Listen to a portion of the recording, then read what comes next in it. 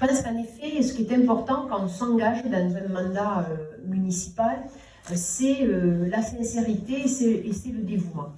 Quand on s'engage en politique, c'est pour servir les autres. Ça, c'est absolument indispensable, c'est la condition première. Moi, vous voyez, ces dernières années, j'ai vu beaucoup de gens qui ont renié leurs engagements, qui, pour avoir un mandat, étaient prêts à tout. Et ça, je pense que c'est trahir la confiance des concitoyens. Il faut toujours dire avec sincérité quel est le projet, quelle est la volonté de travailler collectivement.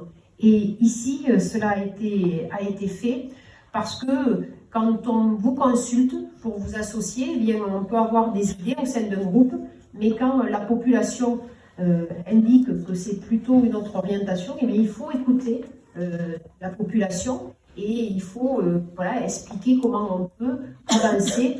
Alors en effet, j'ai entendu les remarques à Martre, je disais, ou dans d'autres communes en Comminges souvent, sur le fonctionnement des communautés de communes. Oui, en effet, tout n'est pas parfait, il y a des choses à améliorer, mais je suis sûre que cette équipe, elle aura à cœur de relayer vos demandes et que cette communauté de communes, qui, alors je ne siège pas à la communauté de communes, je ne vais pas en parler en détail, mais qui a en effet dû fusionner. Moi, j'ai fusionné 2 régions, donc je sais la difficulté que c'est. Mais donc, on a fusionné 3 communautés de communes. Cela prend du temps. Il y a encore des sujets à améliorer, mais cette équipe, elle saura vous défendre et remonter les questions de voirie, les questions de sécurité que j'ai pu entendre.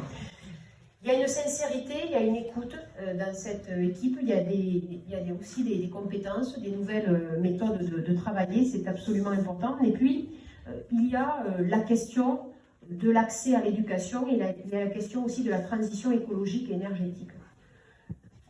La question de l'urgence climatique, c'est plus un débat d'experts. On le vit toutes et tous. On voit bien, vous voyez l'hiver qu'on a eu, c'est pas un hiver. Le nombre de jours où il a fait moins de 10 degrés, vous les comptez sur le doigt d'une main. Voilà.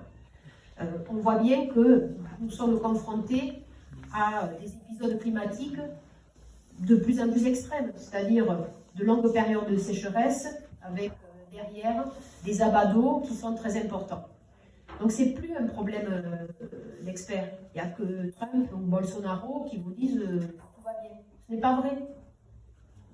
Regardez ce qu'on a connu dans notre jeunesse, même pour les plus jeunes, il y a de ça 15 ans, vous aviez beaucoup plus de papillons, beaucoup plus d'abeilles.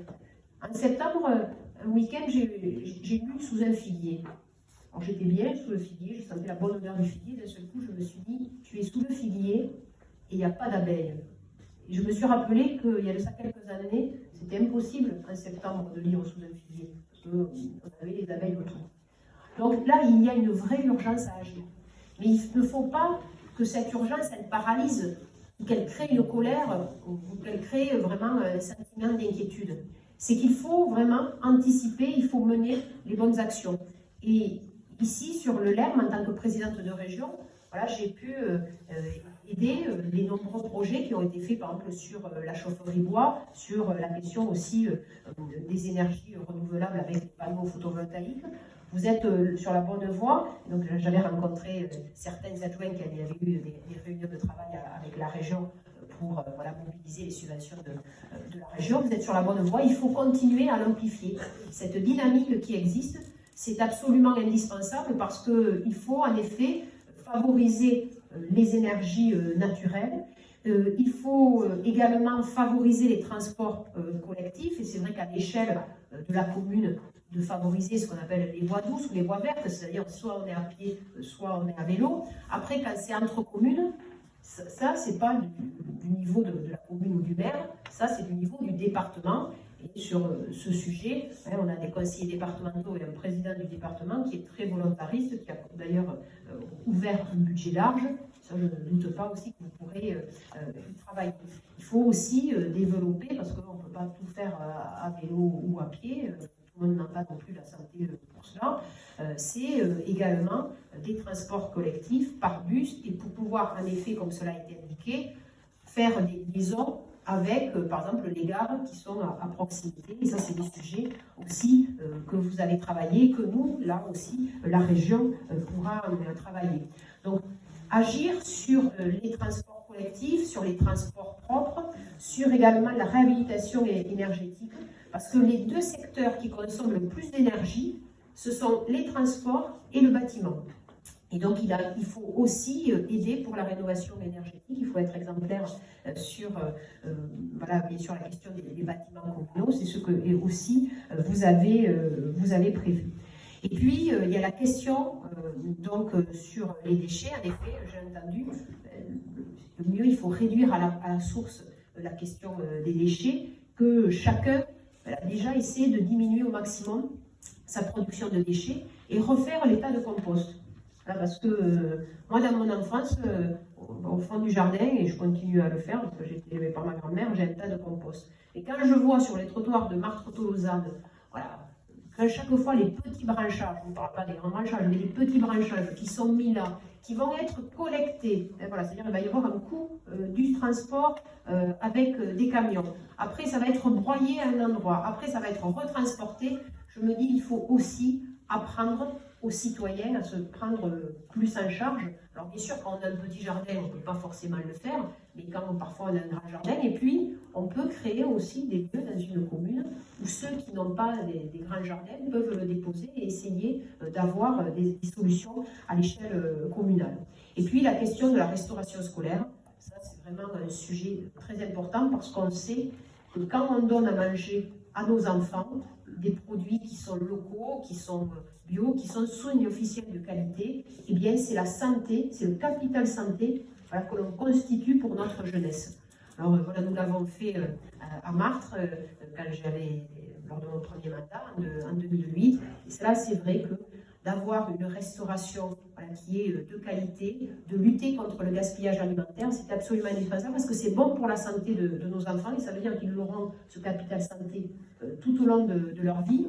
Et c'est là aussi, c'est à travers les enfants souvent qu'ils nous boostent un peu. Hein, les enfants, c'est souvent eux qui sont des prescripteurs et qui parfois nous disent, nous adultes qui avons pris parfois des mauvaises habitudes, souvent ils nous disent mais voilà, pourquoi tu achètes ça, il y a plein de plastique, ainsi de suite. Donc c'est important aussi que la jeunesse elle soit sensibilisée à tous ces sujets.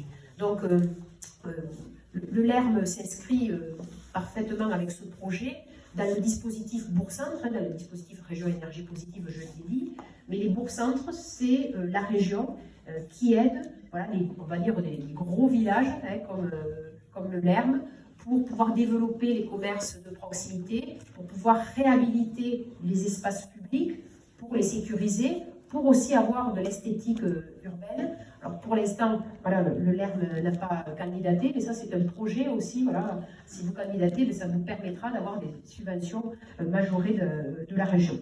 Bon, je ne vais pas être voilà, plus longue parce que si vous avez des questions à me poser, voilà, c'est vous expliquer que moi je suis convaincue que nous devons, quand on est en responsabilité politique, changer de méthode, aller vers les gens et vous servir.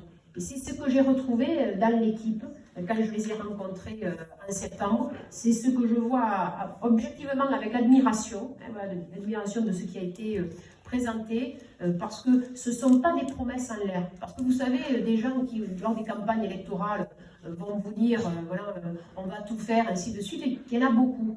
Mais là, Frédéric, il a l'honnêteté de vous dire, voilà combien nous allons pouvoir investir, sans trop nous endetter, parce qu'il faut aussi un peu s'endetter, parce que je vais vous expliquer pourquoi il faut aussi un peu emprunter.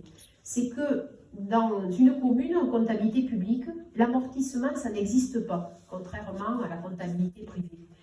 Et en fait, ça veut dire que quand vous bâtissez, par exemple, vous refaites une école qui va durer pour les 20 ans, ou une station d'épuration qui est prévue pour les 25 prochaines années, si vous la financez rien que sur ce que vous avez sur le compte au trésor public, hein, qui ne rapporte rien, parce que là, l'argent qu'il y a dans une commune, il n'est pas rémunérateur, hein, la loi l'interdit. Donc si vous payez avec tout l'argent que vous avez en trésorerie, ça veut dire que vous faites supporter à juste la génération voilà, qui va qui va être sur le moment de la réalisation, c'est-à-dire sur les 2-3 années, tout l'effort. Alors qu'objectivement, d'emprunter par exemple sur 15 ans, sur 20 ans, pour une école, pour une station d'épuration, surtout avec les taux actuels. Je ne vous parle pas des taux qu'il y avait il y a ça 15 ans. Aujourd'hui, on emprunte, la région, on emprunte particulièrement bas parce qu'on a des gros budgets, mais ici, vous empruntez entre 1 et 2%. Moi, la région, j'emprunte à moins de 1%. Donc, ça veut dire que vous avez le taux d'emprunt qui est inférieur à l'inflation. Donc, ça veut dire que c'est de la bonne gestion. Donc, il ne faut pas, bien sûr, trop s'endetter, mais quand vous faites des investissements qui vont durer, là, il vaut mieux, plutôt que voilà, d'être juste après un trésorerie, il vaut mieux avoir un emprunt raisonnable, bien entendu, et cela permet voilà, de pouvoir financer et d'étaler, et d'amortir l'équipement sur la durée de l'emprunt, qui est de 15 ou 20 ans, enfin, aussi sur 10 ans, mais ça c'est en fonction de la grandeur de l'équipement. Et ça, Frédéric, ce qu'il vous a présenté, c'est avec beaucoup d'honnêteté de vous dire, voilà nos capacités financières, voilà ce que nous allons pouvoir faire, et ce ne sont pas des promesses à l'emporte-pièce. Voilà, parce que j'étais hier à Perpignan, ce matin à Nîmes, et donc j'ai pu voir des programmes de différents candidats. Je peux vous assurer qu'il y en a certains, je n'ai pas pu m'empêcher de rire, parce que dans certaines communes, j'étais dans une commune où il y avait quasiment 5000 habitants, et donc on m'a montré les programmes des différentes listes. Alors, sur le trajet, en repartage, je les ai regardés. Sur une commune, je me suis dit, mais non, ils sont milliardaires. Je voyais tout ce qu'il y avait écrit dans le programme. Et ça, c'est grave en politique de mentir. Enfin, c'est grave de mentir tout court dans la vie. On me l'a appris dans mon éducation, mais c'est vrai. Mais en politique, c'est encore plus grave. Parce que quand vous mentez aux concitoyens, tôt ou tard, la vérité, elle éclate dans la vie. Et à ce moment-là, ça veut dire que vous rompez le lien de confiance avec les citoyens. Et ça, quand on vous représente, parce que moi, si je suis présidente de région, c'est parce que voilà, une majorité d'électeurs, de citoyens de la région, ils ont voté pour moi, ils m'ont confié, ils m'ont fait confiance, ils m'ont donné des responsabilités. Et cela, quand le citoyen donne la confiance à un élu, que ce soit à la tête d'une mairie ou à la tête d'une région ou à la tête d'un département, eh bien, on n'a pas le droit de trahir cette confiance. Et c'est pourquoi il faut toujours avoir l'honnêteté de répondre.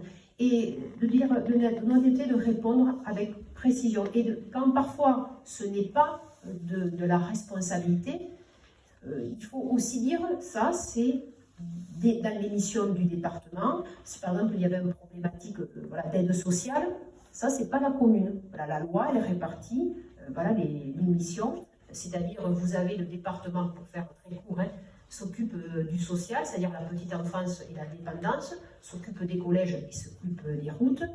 La région, c'est l'économie, ce sont aussi les lycées, c'est la transition écologique énergétique et c'est donc tout ce qui concerne le train. Et c'est ce qui concerne aussi maintenant l'écart à l'extérieur des agglomérations, mais nous continuons à travailler en partenariat avec les départements. Voilà, donc ça aussi, il faut avoir l'honnêteté, parce que quand moi je lis certaines choses, je vois les candidats qui s'engagent pour tout, y compris de ce qui n'est pas de leur responsabilité. Donc il faut avoir cette honnêteté. Moi, ce que je peux vous attester, c'est que je vois ici une équipe voilà, qui a de nombreuses compétences, qui sait allier expérience et aussi fraîcheur, parce qu'il faut aussi avoir voilà, de la capacité d'innovation, qui a fourni un gros travail, c'est-à-dire qu'ils en veulent, c'est-à-dire qu'ils aiment la commune, et surtout voilà, qui font des propositions qui sont crédibles et qui sont sérieuses. Et quand on fait ça, ça veut dire qu'on respecte les habitants de sa commune. Et ça, c'est essentiel. Voilà. C'est la première des conditions pour bien vivre dans une commune, c'est le respect. C'est le respect, donc vraiment, je suis très heureuse d'être là ce soir. Alors bien sûr, certains vont dire, elle a l'air fatiguée. Oui, je suis un peu fatiguée parce que les semaines d'une présidente de région ou les journées, elles sont un peu longues. Mais voilà, ce soir, j'ai assisté à une présentation de très grande qualité. Et voilà, je vous souhaite vraiment le meilleur parce que le LERM mérite d'avoir de tels projets et d'avoir vraiment un tel engagement et un tel dévouement. Félicitations à toutes et à tous.